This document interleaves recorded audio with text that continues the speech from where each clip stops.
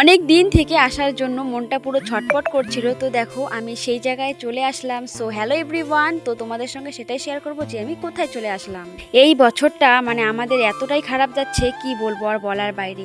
শাশুড়ি বৌমা মিলে ডক্টর আমরা বেটে খাচ্ছি। তো যাই হোক, আমি এদিকে রেডি হলাম ডক্টর দেখাতে। ডক্টর দেখিয়ে আমি এক জায়গায় যাব। এদিকে এসে আমি বাসে উঠে পড়লাম। তো চলো এখন বাস রওনা দিক। আর এদিকে মেয়েকে আমি খাবার কিনে দিই। এখন এদিকে বাস চলে গেল, হুড় করে যাচ্ছে। তোমরা দেখতেই পাচ্ছ যে এই জায়গাটা কি, বা সবাই জানো চেনো। তো দেখো আমি কোথায় আসছি, ভেটাগুড়িতে, আমার দাদুর বাড়িতে, যেখানে আমি ছোট্ট থেকে বড় হয়েছি।